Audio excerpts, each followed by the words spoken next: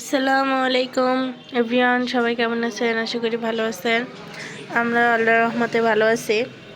তো সকালে ঘুম থেকে উঠে খাওয়া দাওয়া শেষ করছি। আমার চাচু চলে গেছে। এখন রুমটা আমি গোছায় ঝাড়ু দিয়ে নিব, তার সঙ্গে একটু রান্না করব। দেখি কি রান্না করা যায়, ফ্রিজ থেকে বের করি। কাপড়গুলা গুছায় নিলাম, এখন ঝাড়ু দিচ্ছি। ঝাড়ু দেওয়া শেষ হইলে দেখি গিজার গরম করে কাপড় ধুতে আছে। যে কাপড়গুলো ধুবো, ধুয়ে কালকে গোসল করি নাই, গোসল করব। তাকে ঘরগুলা ঝাড়ু দিয়ে নিই। চিংড়ি মাছ ভিজায় রাখলাম। সকালে রান্না হয়েছে মুরগি ডিম সহ, আলু ভর্তা, টমেটো ভর্তা। তো ভাবলাম আর একটু চিংড়ি দিয়ে রান্না করে দিই। ওগুলো খেতে চাচ্ছে না আমার চাচু। তখন তরকারিটা কাটে নিই, তারপর চিংড়িটা বাছতে হবে। আমার চিংড়ি বাছা হয়ে গেছে। আলু কেটে নিয়েছি, বেশি কাটি নাই। তো এখন সব কিছু দিয়ে দিব, লবণ, হলুদ, মরিচের গুঁড়া। মরিচের গুঁড়াটা অল্প দিব, কারণ ঝাল অত খেতে চায় না, শুধু কালারের জন্য একটু দিব হালকা।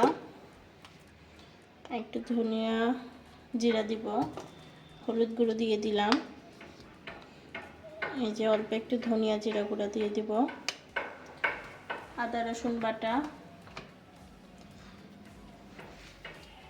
আর তেল।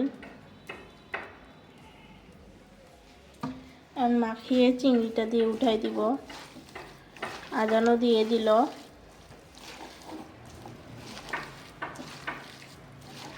তরকারিটা বসাই দিয়ে দেখি পানিটা গরম করতে দিই। তরকারিটা হয়ে গেলে আমি গোসল করে নেব, কাপড়গুলোও ভিজে দিয়ে আসি। ঠান্ডার জন্য, কুয়াশার জন্য কাপড় চোপড় কিচ্ছু ধুই নাই। যে কুয়াশা রোদ নাই, কাপড় আরও ঠান্ডা হয়ে থাকবে বরফের মতো, এই জন্য ধুই নাই। চিংড়িটা বাছতেও সময় লাগলো, চিংড়িটা বাছা ছিল না। তা আমি অল্প একটু বাছলাম, আর বাছা যাচ্ছে না। ঠান্ডা তো, পানি মধ্যে ভিজিয়ে রাখছিলাম, হাতগুলা শীতটা লেগে যাচ্ছে ঠান্ডার কারণে।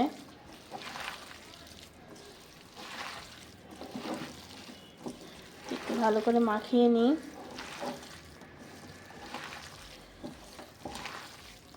মুরগি রান্না করছে, এবং মুরগি সেরকম খেতে চায় না। তো বললো এগুলো কি রান্না করছে, খাবে না নাকি। তো ভাবলাম রান্না করে দিই, রাত্রে এসে তো আর রান্না করার ইচ্ছা করে না। রাত্রে এসে শুধু গরম করে দিব।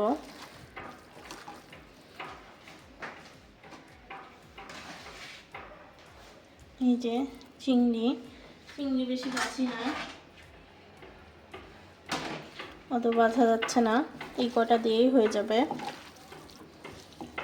চিংড়ি সব বেশি দিলে সব তরকারি ভালো লাগে না, অল্প একটু দিলে যে কোনো তরকারি অনেক মজার হয়। এই জন্য অল্প একটু করে চিংড়ি দিলে যে কোনো তরকারি মজার করে তোলা যায়।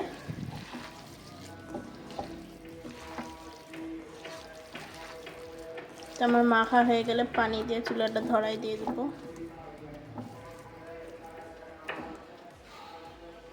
চুলাটাকে ধরিয়ে দিই।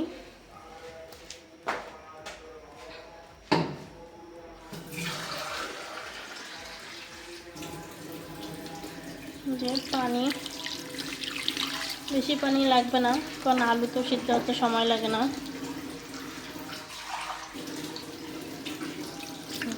হয়ে গেছে, ঢাকা দিয়ে দিব।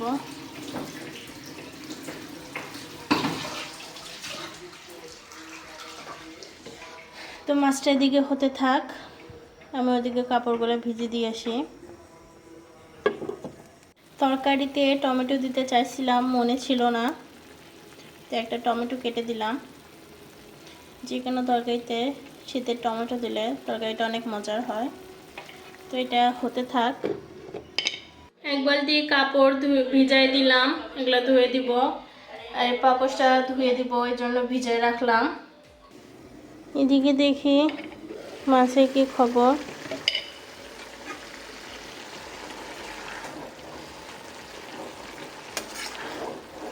মরিচের গুঁড়া কম দেওয়া হয়েছে দেখে হলুদের কালারটা একটু বেশি আসছে, সমস্যা নাই, ঝাল কম হইলেই হবে, কারণ ঝাল খেতে চায় না।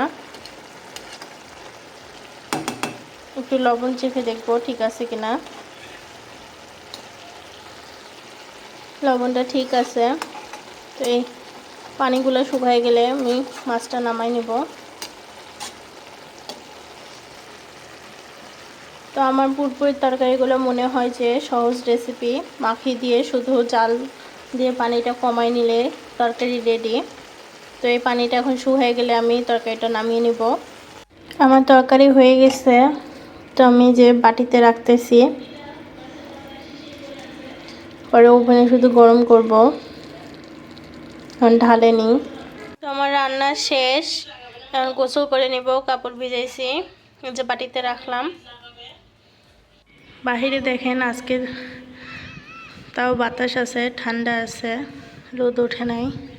তো কাপড়গুলো ধুয়ে দিলাম, এখন এগুলো নেড়ে দেবো এখানে। তারপরও দেখেন বাহিরে বাচ্চাগুলো খেলতেছে, তো আমি কাপড়গুলো নেড়ে দিই।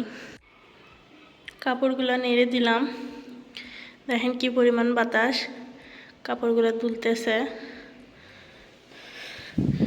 বাহিরে এত ঠান্ডা, প্রচণ্ড ঠান্ডা। এই বাচ্চাগুলো যে কীভাবে বাহিরে আছে আল্লাহ ভালো জানে। আর এপাশে মাঠগুলো দেখেন সবুজ হয়ে উঠতেছে, কিন্তু এই ঠান্ডায় তো বের হওয়া হচ্ছে না, এই জন্য আপনাদেরকে দেখানোও হচ্ছে না যে আসলে কি আছে ওইদিকে। তো যাই হোক, গোসল তো হয়ে গেল, এখন আয়মানের বাসায় যাই। অনেক দেরি হয়ে গেছে, দেখি আয়মানটা কি করতেছে। আমার উপরে থাকতে ভালোই লাগে না,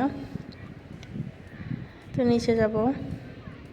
এই তো নিচে চলে আসলাম, দেখেন কি পরিমাণ অন্ধকার, লাইট দেওয়া নাই দেখে, কারণ সূর্যের আলো নাই, তো কারণ সূর্য নাই, আলো নাই, এই জন্য সব কিছু অন্ধকার।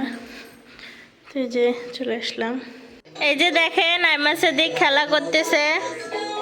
এই এই পড়ে গেল, পড়ে গেল, পড়ে গিয়েও টিভি দেখতেছে। দেখেন এমন ভাব করতেছে ওই পড়েই যায় নাই। তা আজকে এই পর্যন্ত, সবাই ভালো থাকবেন, সুস্থ থাকবেন, আমাদের পাশে থাকবেন, আমার চ্যানেলটিকে সাবস্ক্রাইব করবেন, আর পছন্দ হইলে অবশ্যই একটা করে লাইক দিবেন। আল্লাহ হাফেজ।